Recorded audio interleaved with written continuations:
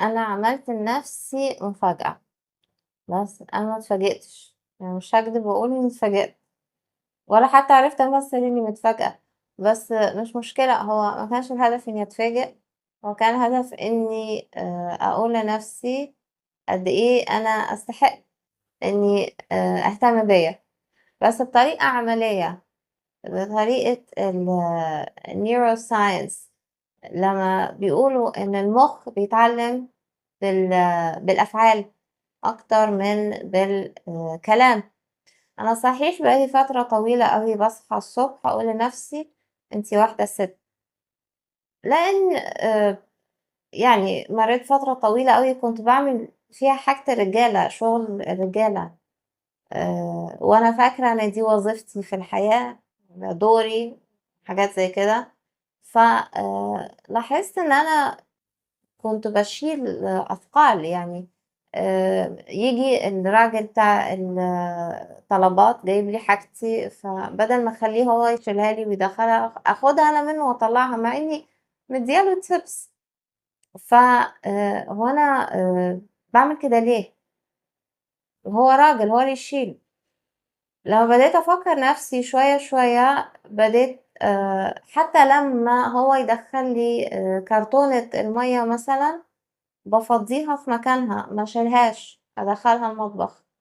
عشان أنا واحدة سِت ما اشيلش. آآ،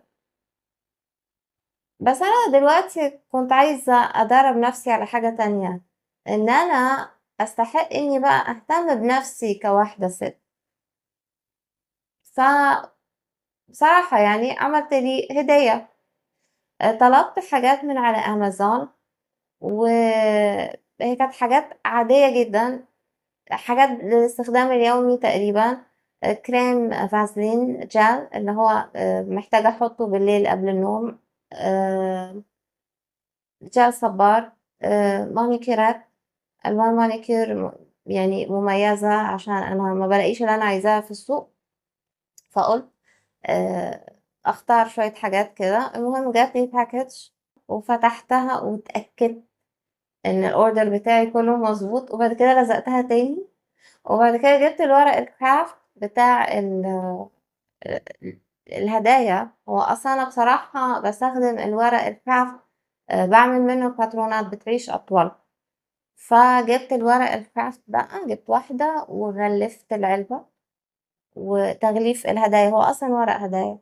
وعملت لي مفاجأة، وفتحت ال ال الورق و ومبسوطة بالحاجات اللي جوّه،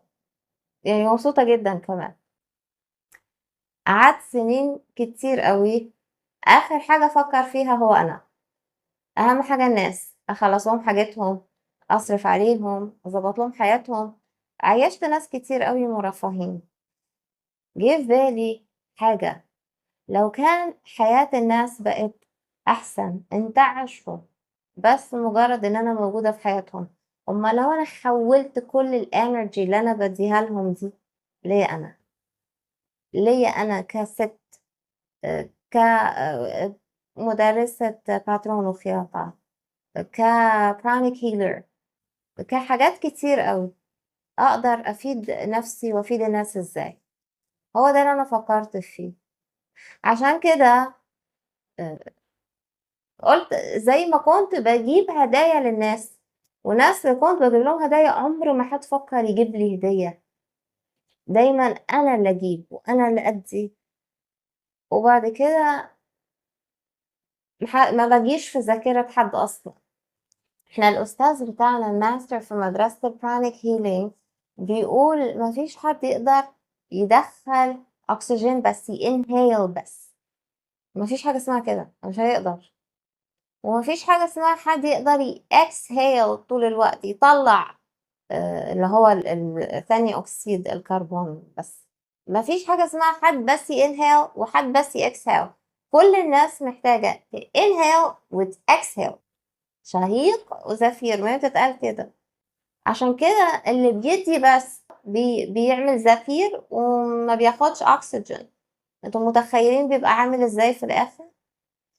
واللي طبعًا الأكيد اللي أنا متأكدة منه، بس دي حاجة يعني الحمد لله أنا برضه ما جرّبتهاش وما أتمناهاش لحد، اللي بياخد وبيشفط بس وما بيدّيش بالمقابل ده كمان بتبقى حالته مش كويسة، الاتنين في حالة عدم توازن.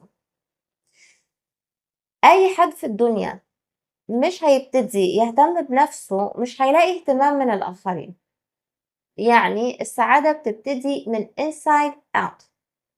أنا أسعد نفسي، أجيب لنفسي، أهتم بيّا، أشوف طلباتي يعني تشوفوا الpackage فيه حاجات عادية باستخدام اليومي، مش لازم إن أنا يعني الهدية دي اللي أنا جايباها لنفسي تبقى حاجة مُبالغ فيها، مش محتاجاها دلوقتي أو مش ميزانيتي، ومش لازم أربطها بعيد ميلادي أو بعيد العمال مثلًا، لأ، باجيب لنفسي حاجة لإن أنا أستحق في أي وقت أجيب لي حاجات أنا باحبها. لمّا جات لي الفكرة حسيت في الأول إيه التفاهة دي، هو في حاجة اسمها كده أصلًا؟ وبعدين الفكرة فضلت تتكرر في دماغي، ما ألِف الpackage لفة هدايا وافتحها واتبسط بإني جايبة لي حاجة عشاني، إيه المشكلة في كده يعني؟ بجد في الأول قعدت أقول إيه التفاهة دي، يعني إيه التفكير ده؟ لكن في الآخر لقيت نفسي باعمل كده، آه. أستاهل أجيبني هدية، ملفوفة لفة هدية، أنا عارفة كل التفاصيل اللي جواها، عارفة كل حاجة فيها، بس عادي، أنا عايزة أعمل حاجة زي كده لنفسي. لمّا تيجي في بالكم فكرة كده بسيطة بس هتبسطكم اعملوها، وما يهمكوش بقى هيتقال عليكم إيه، يعني أنا شخصيًا عملتها بيني وبين نفسي بس قُلت أشارككم علشان لو حد دايمًا بيشوف إن في حاجات بسيطة بتسعده، لكن في نفس الوقت خايفة لا الناس تحكم عليها أو حد يبُص لها بصّة إيه يعني بتعملي كده ليه؟ لأ، ما تعملوش حساب حد يا جماعة، يعني بجد ابسطوا نفسكم، حسّسوا نفسكم إن أنتم مهمين، بجد كل حاجة بتبتدي من inside out مش في حاجة من برّه وهتبسطني جوّه، دي اللي هي بالضبط عاملة زي إيه، إن أنا مستنية إن الناس مثلًا تبسطني أو ترضى عني فأنا أتبسط أو تعاملني معاملة معيّنة على أساسها هابقى مبسوطة، لأ، أنا أبسط نَفْسي، هي دي، ودي نتيجة خبرة 45 سَنة. أتمنى السنين اللي جاية أكون أقوى من أي challenge ممكن يواجهني. أكبر من أي مشكلة، ما فيش حاجة تفرق معايا، أعدّي كل حاجة كده، أبقى unshakable unbreakable ما هو أنا قوية جدًا عشان أنا واحدة سِت، اقفوا قدّام المراية الصبح وفكّروا نفسكم قولي أنا واحدة سِت. شكرًا لوقتكم، شكرًا لمتابعتكم، أتمنى الcontent يكون عجبكم، لو عجبكم please like and share. اعملوا subscribe للchannel واضغطوا الnotification bell. أشوفكم الفيديو الجاي.